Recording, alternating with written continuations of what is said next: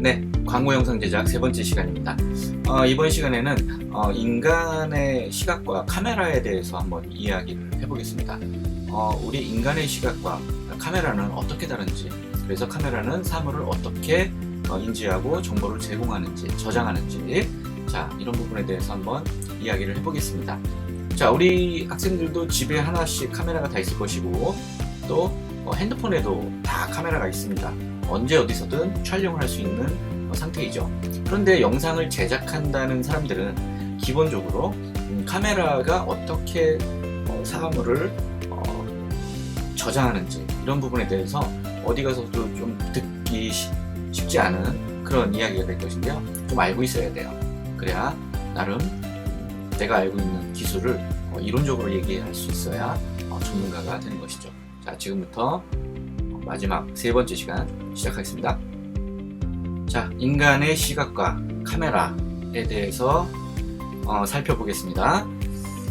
자, 우리가 어떤 사물을 본다는 것은 그 피사체에 태양광이 비춰집니다. 그리고 그 태양광을 받은 피사체는 반사를 하게 돼요. 그래서 우리는 그 피사체의 밝고 어두운 부분을 인지하게 됩니다. 그래서 형태를 인지하게 되죠. 우리는 색을 인지하지 않습니다. 기본적으로 형태는 밝고 어두움의 차이로 형태를 인지하게 되어 있어요. 그게 우리 인간 눈의 구조입니다. 그래서 색이 없어도 밝기 차이에 따라서 형태를 인지할 수가 있어요. 자, 카메라는 어떻습니까? 카메라도 마찬가지로 피사체가 태양빛을 반사하게 되면 카메라는 센서에 그것을 기록하게 되죠. 그것을 바로 인코딩이라고 합니다. 자, 카메라는 어쨌거나 자기만의 신호가 있을 거예요. 디지털 신호가 됐든 디지털 신호로 저장을 하게 되죠. 자, 이렇게 인코딩을 한 것을 자, 우리가 모니터로 봐야 되죠. 자, 모니터로 볼 때는 그 압축된 신호를 해석을 해서, 즉 디코딩을 해서 재생을 합니다. 그래야 제대로 된 영상을 우리가 눈에 보는 것이죠. 그래서 카메라는 밝기의 차이를 저장하고 재생한다라고 보면 됩니다. 밝기의 차이를 인코딩하고 재생할 때는 디코딩을 해서 우리가 보는 것입니다. 자, 그런데 이 모든 밝기와 색상을 실시간으로 저장한다면 어떤 일이 벌어질까요? 카메라가 모든 밝기와 색상을 실시간 데이터로 저장을 한다면 어떻게 될까? 아마 센서의 성능은 물론이고 저는 슈퍼컴퓨터가 있어야만이 연산 속도 처리와 저장 용량 이런 것들을 저는 슈퍼컴퓨터가 있어야 될 겁니다. 자, 우리는 갖고 있는 것이 바로 SD 카드밖에 없는데 이 제한된 성능의 최적의 화질을 어떻게 보여줄까를 고민하기 시작합니다. 대단한 인간들이죠. 자, 최소한의 비용과 최소한의 기술력으로 최적의 화질과 균일한 색깔을 구현하자. 이런 고민에 빠집니다. 즉, 인간의 시각으로 인지할 수 없는 정보는 다 빼고 가성비 있게 압축을 해보자. 이렇게 접근을 하기 시작합니다. 자, 여러분, 여기 있는 이미지는 블랙과 화이트가 정확한 데이터 값으로 균일하게 나눠놓은 거예요. 그러니까 아주 평균적으로 쭉 펼쳐놓은 겁니다. 이걸 필름의 관용도, 개조 단계 이렇게 표현을 하게 되는데 정말 깨끗한 그라데이션으로 균일한 값으로 쫙 펼쳐놓은 거예요. 0과 1 사이에. 자, 그런데 그렇게 됐으면 균일하게 펼쳐놨으면 어두운 부분과 밝은 부분이 우리 눈에 반반씩은 보여야 되는데 그렇게 안 보이죠. 이상하죠? 내 눈에는 어두운 부분은 이 정도, 밝은 부분은 한 이 정도로 느껴집니다. 한 7:3 정도로 느껴져요. 참 이상합니다. 자, 요거 한번 볼까요? 자, 이게 무슨 소리냐? 인간은 정확한 데이터 값으로 펼쳐놓은 이 이미지를 정확하게 어두운 반과 밝은 부분 반으로 인지하지 못한다는 겁니다. 자, 이 이미지는 어떤가요? 자, 이 이미지는 정확하게 어두운 부분이 한 반 정도 50% 돼 있고 밝은 부분이 한 50%로 차지하고 있습니다. 이게 바로 우리 눈의 구조입니다. 인간의 눈의 구조는 어두운 부분의 변화에 더 민감하다는 것이에요. 자, 그래프를 보면 이렇게 선형으로 펼쳐놨을 때가 아주 균일하게 블랙과 화이트 값을 펼쳐놓은 그래프입니다. 그런데 우리 눈에는 그렇게 인지하지 못하죠. 자, 이렇게 곡선을 왜곡시켜요.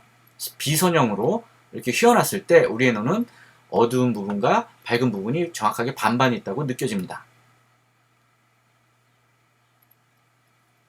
자, 실제로 이 선형으로, 그러니까 정확하게 펼쳐놓은 이 데이터 값으로 영상을 촬영하게 되면 이렇게 어두운 부분의 정보가 부족해서 이렇게 다 뜹니다. 이렇게 그라데이션이 없죠.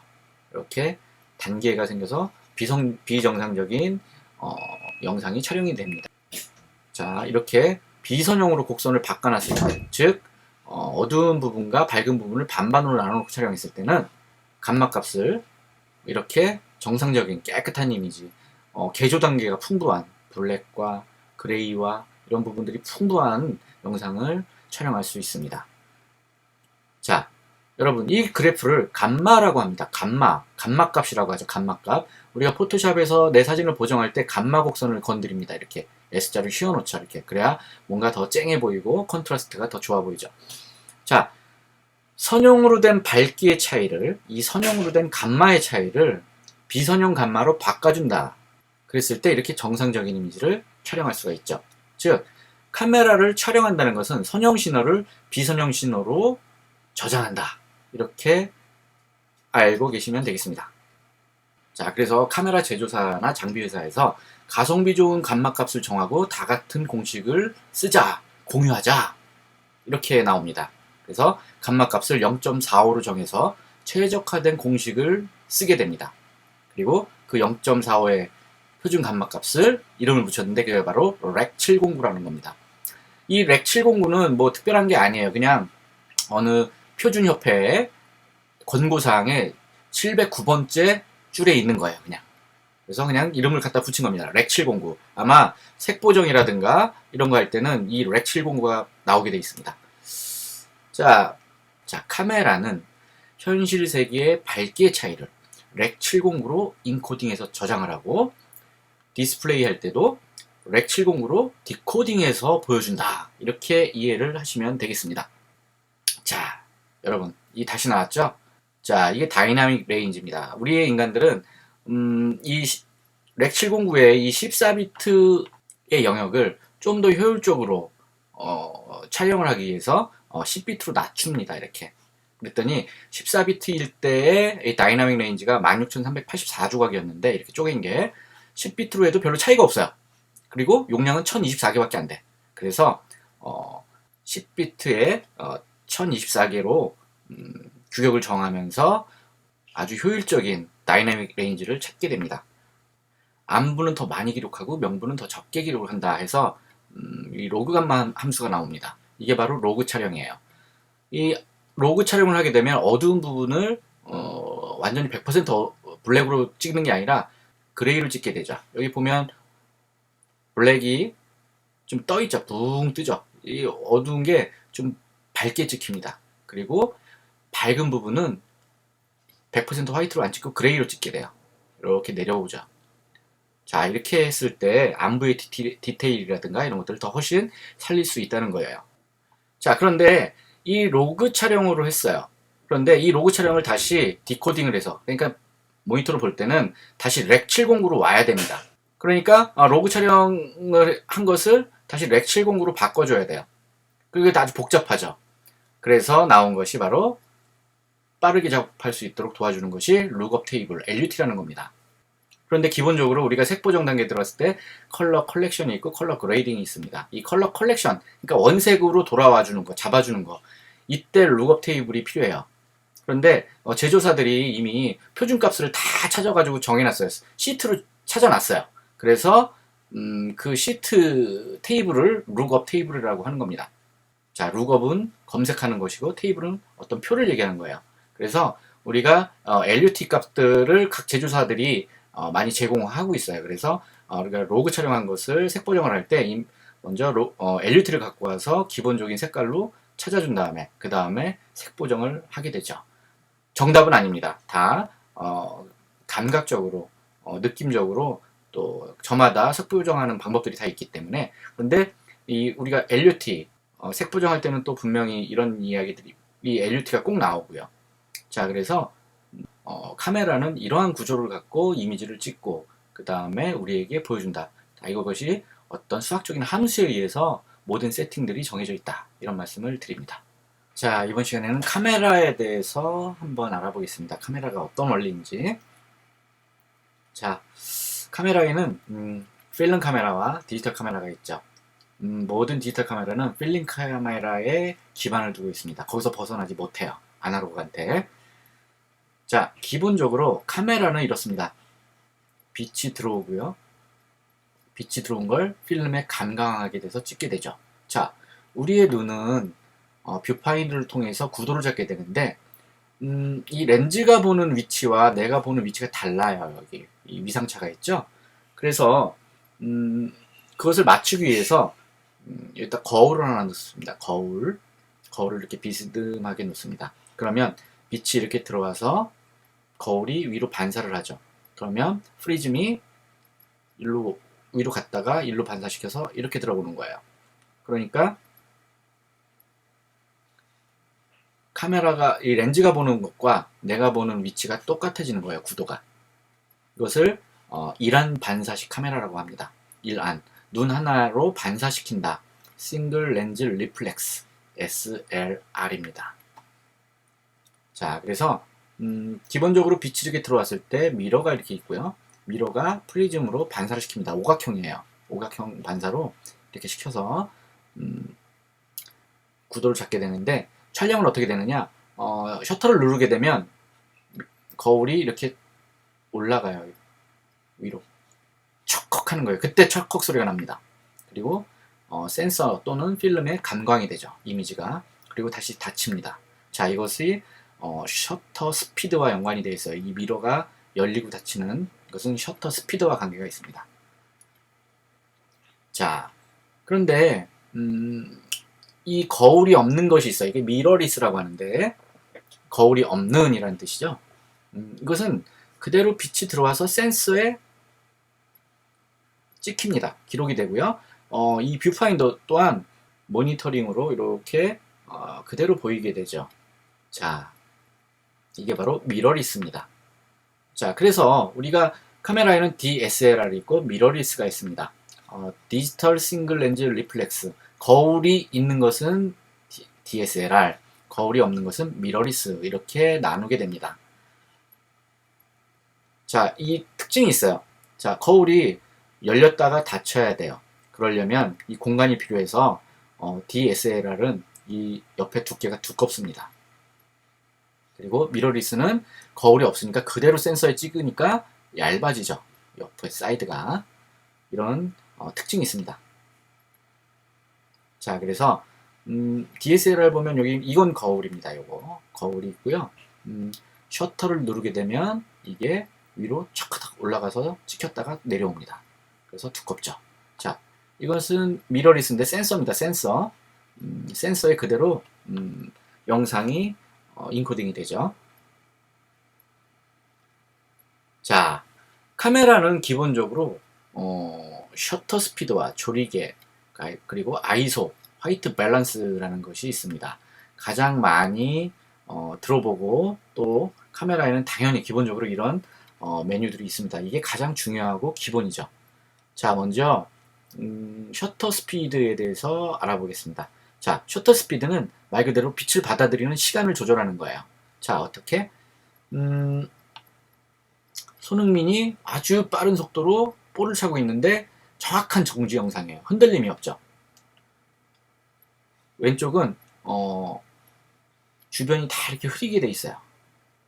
자, 셔터 스피드는 기본적으로 125분의 1초를 기준으로 했을 때 8000분의 1초, 250분의 1초, 500분의 1초, 1000분의 1초 두 배수로 올라갑니다. 이렇게 올라가면 올라갈수록 1초를 8000분의 1초로 쪼갤 것이냐, 4000분의 1초로 쪼갤 것이냐, 2000분의 1초로 쪼갤 것이냐.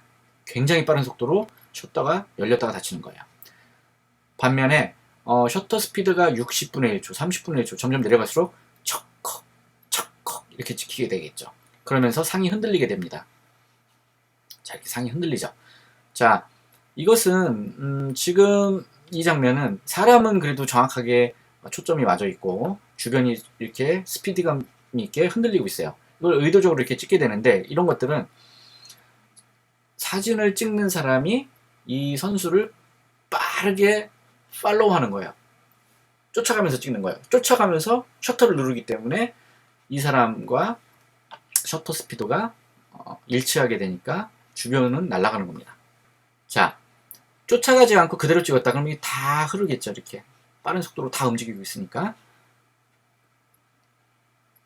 자, 그래서 셔터 스피드를 보면 125분의 1초를 기본으로 하고 있습니다. 사진에서는.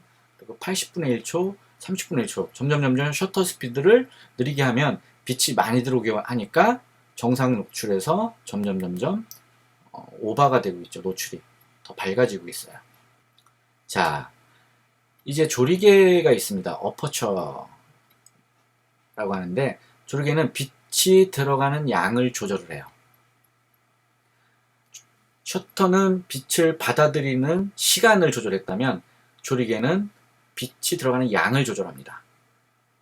이 조리개 구멍을 통해서. 자, 기본적으로 f5.6의 노출입니다.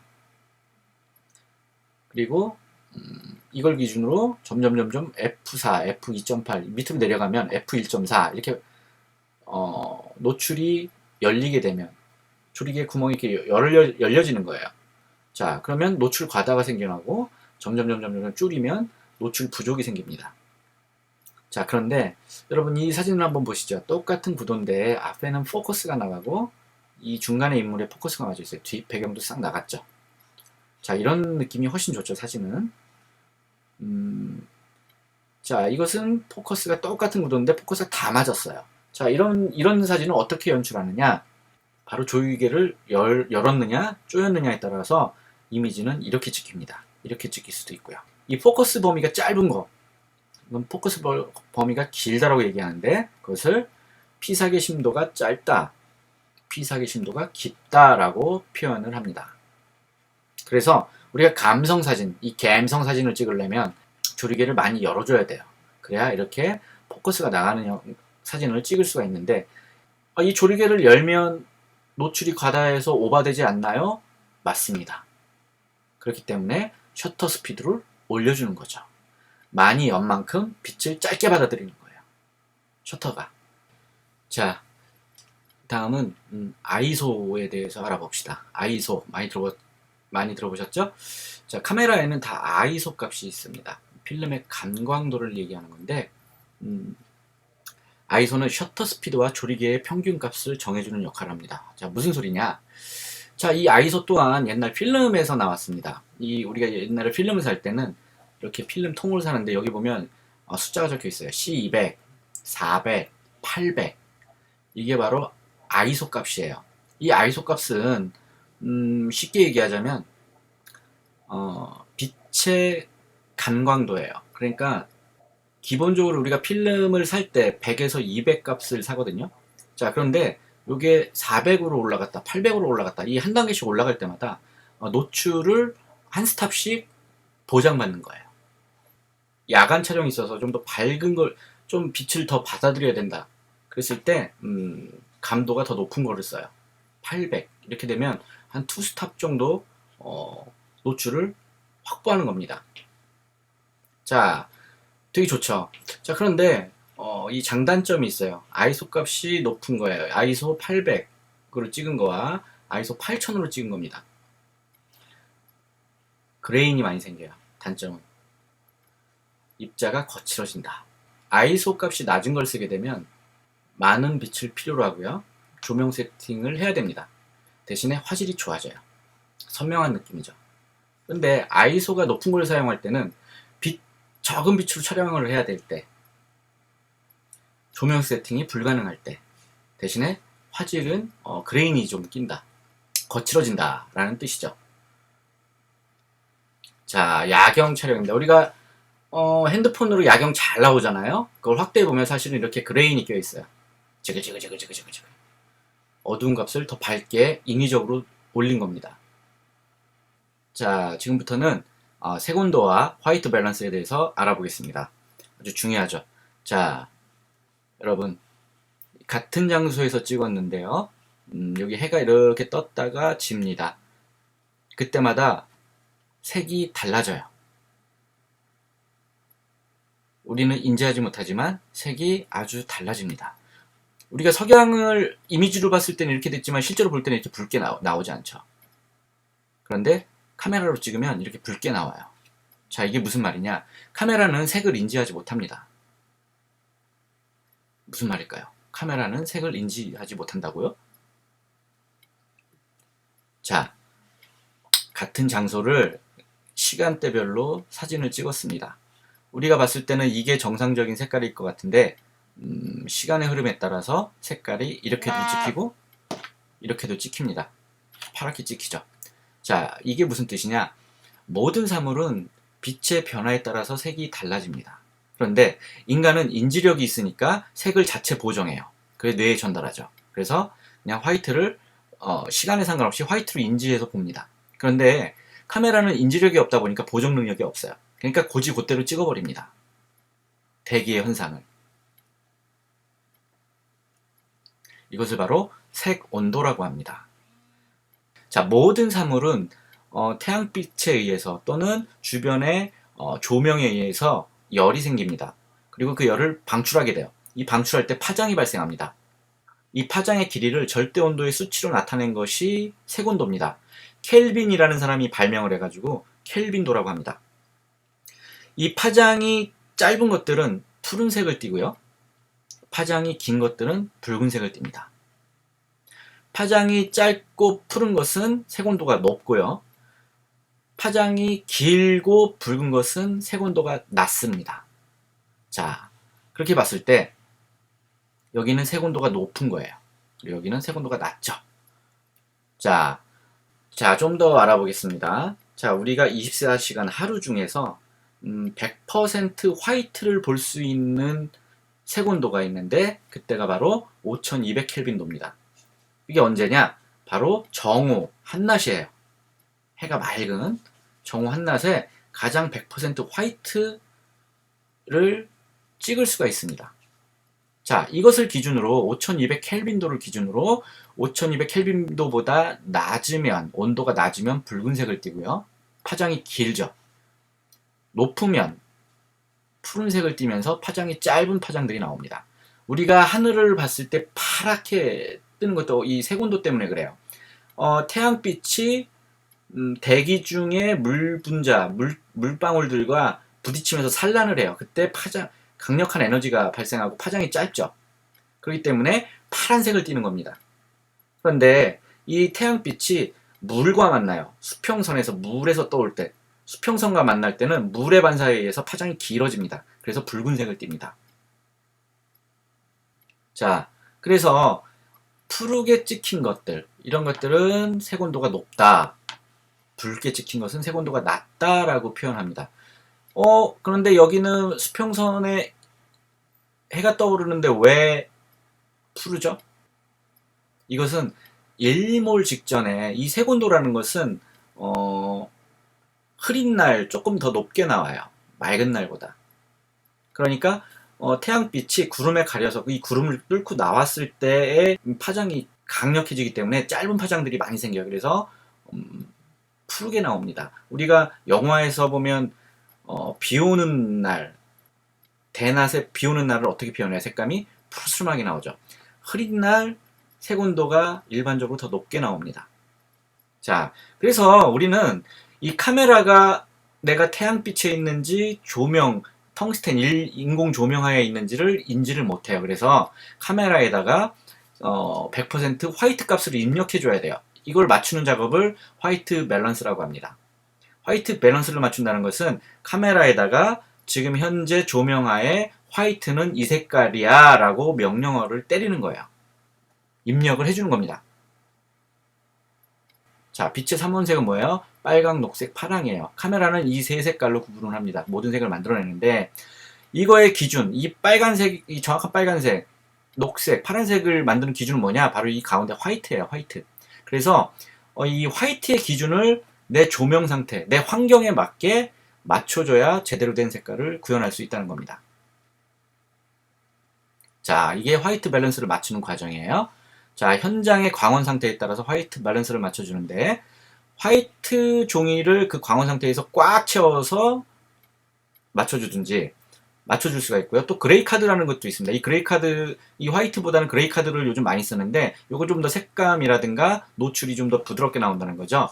그래서 화이트 카드를 대고 앵글에 꽉 채워서 100% 그레이, 100% 화이트를 입력을 해줍니다. 이게 화이트 밸런스를 맞추는 작업이에요. 자, 이 그림은 뭐냐? 우리가 조명에도 백열 전구가 있고요. 그 다음에 형광등이 있고 LED 램프가 있습니다. 자, 그런데 여기 벽은 100% 화이트에다가 각각 조명을 다른 종류의 조명들을 설치했더니 색깔을 구분할 수 있어요. 자, 아까 5000에서 5600 켈빈도가 가장 순수 화이트라고 했습니다. 그러니까 이 벽면에 5000에서 6000 사이, 특히 5000 요 정도에서 가장 화이트가 나오고요. 이걸 기준으로 색온도가 낮은 조명들은 점점 붉은색을 띠죠. 그리고 색온도가 높은 것들은 점점 푸른색을 띠게 됩니다. 자, 이것도 화이트 밸런스를 지금 5000에서 5500 요 사이에다가 놓고 화이트 밸런스를 맞추니까 여기가 100% 화이트를 기준으로 좌측은 붉은색, 오른쪽은 푸른색으로 나타난 겁니다.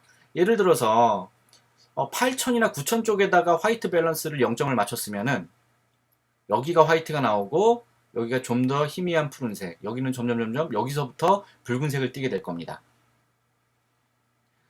만약에 2500 요 정도, 3000 정도에서 화이트 밸런스에 0점을 맞췄다면은 여기서 100% 화이트가 나오고 이쪽으로 갈수록 점점 푸르게 될 거예요. 이게 바로 카메라의 특성입니다. 그래서 화이트 밸런스를 맞추느냐 안 맞추느냐가 굉장히 중요하죠. 화이트 밸런스를 안 맞춰도 됩니다. 이게 제대로 된 색깔이 나왔다고 해서 좋은 영상이 아니에요, 사실은. 일부러 화이트 밸런스를 조작을 해서 내가 원하는 색감을 얻기도 하죠. 자, 이거 볼까요? 자, 지금 석양에서 찍은 사진입니다. 지금 우리가 아까 보시면 자, 5200 켈빈도가 가장 순수 화이트라고 했을 때 해가 뜰 무렵과 해가 질 무렵들이 2000, 3000 뭐 이 정도 되는 거죠. 아침 저녁 무렵 야외, 아침 저녁 무렵 야외가 4500 정도 됐습니다. 자, 지금 4500, 4800 정도가 지금 적정한 색온도일 겁니다. 이게 적정한 색깔이었을 거예요. 그런데 내가 붉은 빛을 노을을 더 황금빛으로 물들고 싶다, 물들게 하고 싶다. 이럴 때는 원래 4800보다 높게 카메라에다가 6800이 화이트야 라고 입력을 해주면 더 붉게 나옵니다. 카메라는 색온도가 낮다고 생각하죠.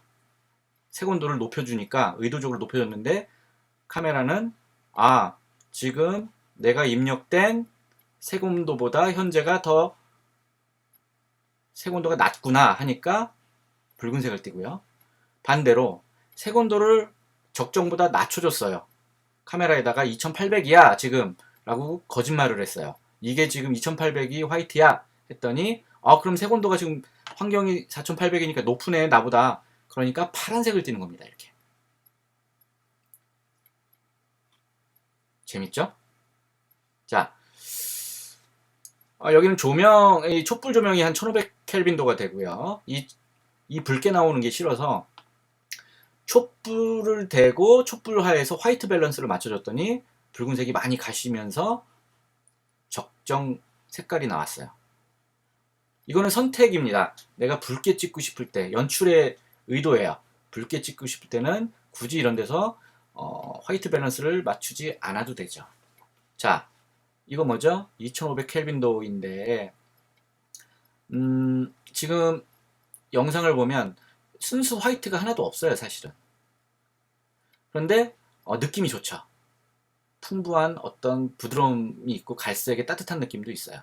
자, 여기서 굳이 화이트 밸런스를 맞춰가지고 한다면은 이런 붉은빛이 맛이 다 없어질 겁니다. 많이 상쇄될 거예요. 자, 이 화이트 밸런스에서 가장 중요한 치수들이 있습니다. 그게 바로 3500켈빈도입니다. 자, 우리가 스튜디오에서 촬영을 하고 사진을 찍을 때 우리가 인물 조명들을 칩니다. 이때 하는 방송 조명 장비의 켈빈도는 3500켈빈도입니다. 이걸 텅스텐 조명이라고 하는데, 이 3500켈빈도의 텅스텐 조명을 쳐야 사람의 피부톤이 가장 잘 표현이 됩니다. 그래서 이 3500켈빈도의 스튜디오 조명을 쓰고요. 이걸 텅스텐 조명이라고 합니다. 그리고 우리가 어떤 쇼핑몰의 매장에 갔을 때 내 제품의 색을 제대로 잘 구현해주고 싶을 때 쓰는 것들이 형광등인데, 거의 4100 켈빈도 정도 나오는 것들을 매장에다가 조명을 설치합니다. 자, 그리고 우리 눈에 가장 100% 화이트일 것 같은 거, 그게 바로 5000에서 5500 켈빈도인데, 이 카메라 프레쉬가 5000에서 5500 켈빈도가 나와요. 그래서 카메라의 프레쉬가 이러한 색온도를 쓰는 것이죠. 자, 중요한 거 5600 켈빈도입니다. 이게 가장 순수 야외 100% 퓨어 화이트인데, 우리가 야외 촬영할 때 쓰는 조명을 바로 5600 켈빈도의 HMI라는 야외 조명을 씁니다. 야외에서 우리가 아까 봤던 3500짜리 텅스텐 조명을 쓰게 되면 주변 환경은 5600인데 3500짜리를 때리게 되면 붉게 나오죠, 더 얼굴이.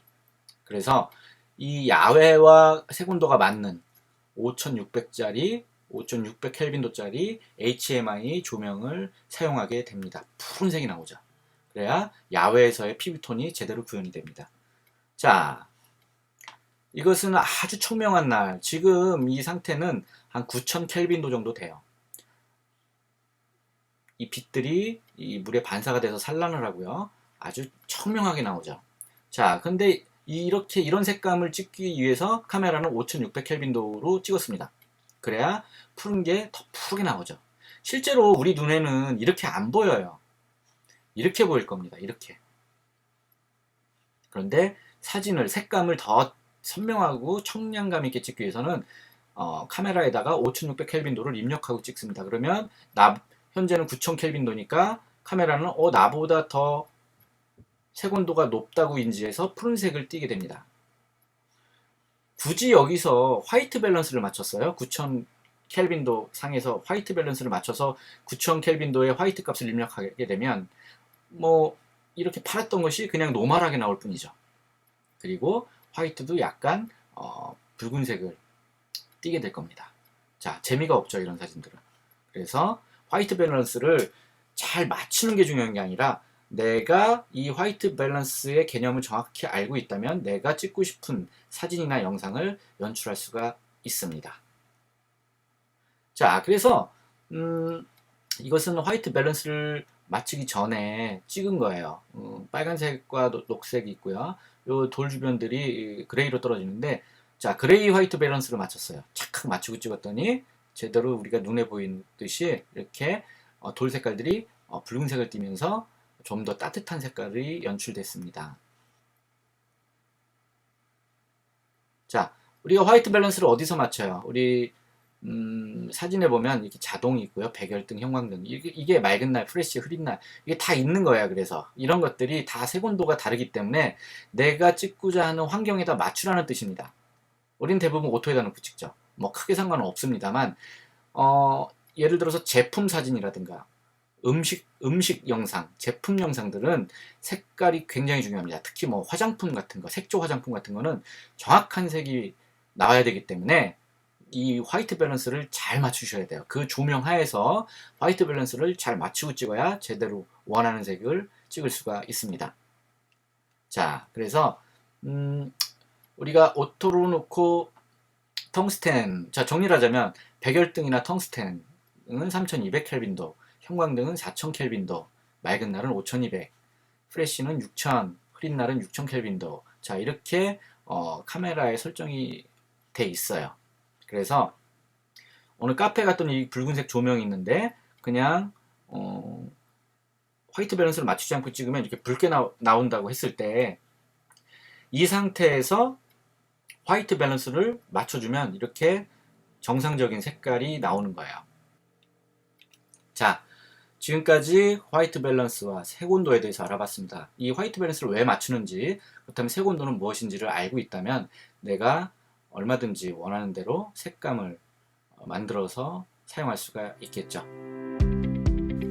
네, 지금까지 카메라의 구조와 그 다음에 셔터 스피드, 조리개, 아이소 이 세 개는 카메라의 노출과 관계된 것이고요. 그 다음에 화이트 밸런스와 색온도는 색감에 대한 이야기를 했습니다. 다음 시간에는 우리가 각자 유튜브 채널을 만들어보는 실습을 할 겁니다. 제가 컴퓨터에서 유튜브 채널을 개설하는 거, 그냥 채널을 개설하는 게 아니에요. 다 브랜드 채널도 있고 채널을 디자인해야 되고, 자, 이런 부분들이 있으니까 각자 우리가 유튜브 채널을 개설해서 그 다음에 과제라든가 이런 것들, 내가 찍은 컨텐츠들을 유튜브에 업로드하면서 유튜브에 대한 기본적인 운영에 대해서 살펴보겠습니다. 다음 시간까지 코로나 조심하시고 건강한 모습으로 다시 뵙겠습니다. 고맙습니다.